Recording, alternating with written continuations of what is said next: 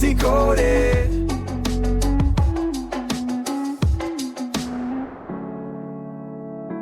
Welcome to Book Decoded. Today we're getting into Tina Mathams' really insightful book, ADHD Money. It's a great one. Yeah. So if you've ever felt, I don't know, uniquely challenged by money, or even just felt like, ugh, I'm bad with money, especially if you have an ADHD brain. Yeah. Well, this conversation is definitely for you. Mathams says this brilliant quote right at the start that kind of flips the script. She says, "You are not bad with money. You just haven't learned yet how to work with your brain rather than against it." That line is so powerful. It really sets the tone. Totally. So our mission today is to unpack some of the really surprising facts and, importantly, actionable strategies in the book, all with this like neuro-affirming lens. And what's fascinating right off the bat is how the book explains the why. It dives into the interest-based nervous system common in ADHD brains. Okay, interest-based. What does that mean in practice?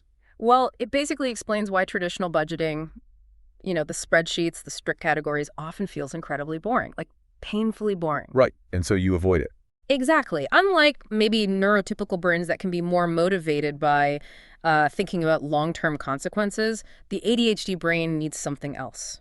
So if boredom is the enemy, what does work? What are those motivators Mathams talks about? She boils it down to 4 core drivers.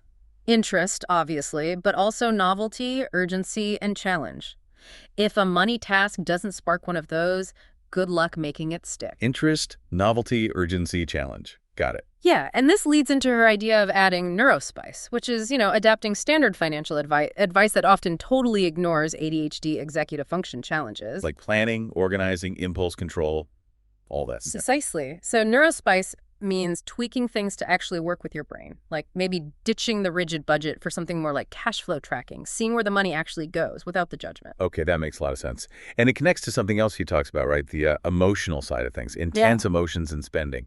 Absolutely. Emotional intensity can definitely lead to challenges like emotional spending or impulsive buys. It's a common thing. So what are some practical ADHD-friendly ways the book suggests to kind of put the brakes on that impulse? There are some really good ones. The 24-hour rule is classic for a reason. Just tell yourself, okay, I can buy it tomorrow if I still want it. Often you won't. Creates that little bit of distance. Exactly. Or another simple one. See something you want. Just take a picture of it on your phone. Oh, I like that. It's not saying no forever. Right. It's just not right now. It acknowledges the want, but builds in a pause. And she also suggests maybe having a dedicated impulse spending account like fun money that's specifically for those guilt-free moments. That takes the shame out of it, which feels important. This all ties into mindset too, doesn't it? Like the stories we tell ourselves about money, often from way back. Definitely. And the really hopeful message in the book is about neuroplasticity. Your brain can change, it can rewire. You're not stuck with those old beliefs. But it's not about being perfect. Not at all. The book really champions persistence over consistency. Forget trying to be perfect every single day. Just keep showing up. Keep trying. That persistence is key. That feels achievable, more realistic for many people. Totally. And when it comes to actually planning your spending, Mathams suggests ditching the vague needs versus wants. It doesn't always work. Yeah, because sometimes a want feels as a need, right? Yeah. Especially for regulation. Exactly. So she uses a tier system. Tier 1 is your absolute necessities, roof over your head, food, etc. Tier 2 is for things you really value, maybe that Spotify subscription if music helps you regulate, or a gym membership. Okay, so it's personalized. Very personalized. And Tier 3 is the nice-to-haves. This way, your spending actually aligns with your values, what matters to you, not some arbitrary rule. Right. Okay, so you've got a plan that reflects your values. But how do you stick with it? How do you handle that shiny object syndrome or just getting bored with managing money? Yes, the boredom hurdle. The book offers a whole toolbox for that. One strategy is body doubling. Body double? Yeah, just doing your money tasks like paying bills or checking accounts alongside someone else. They don't even have to be doing the same thing. Just having another person there, even virtually, adds accountability. Interesting. Like parallel play for adults. Kind of. Another big one is gamifying it. Make it fun.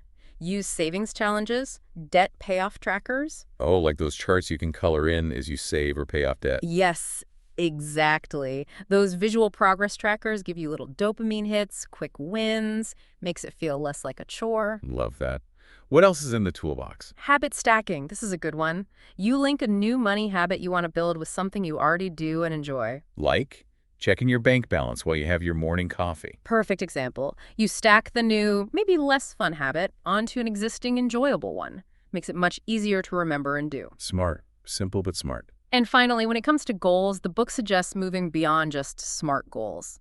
They're okay, but maybe not always the best fit. Okay.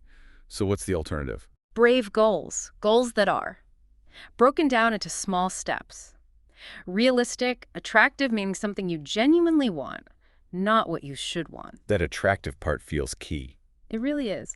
Then values-based, tying back to that tier system, and empowering.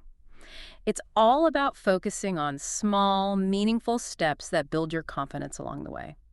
Celebrate the progress, not just the finish line. That's a much more encouraging framework. Yeah. So the big takeaway here really feels like you are not bad with money. Not at all. You just have a brain that works differently, and it thrives when you use strategies designed for it with a heavy dose of self-compassion. Exactly. Embrace the journey with persistence, not this rigid demand for perfection or consistency. Every little step forward is progress. So here's something to think about as we wrap up. Yeah. What's one unspoken rule about money, maybe something you grew up with or just absorbed that you're now ready to maybe challenge or even joyfully break to make your financial life truly yours and, neuro-affirming? That's a powerful question to sit with, making it truly yours.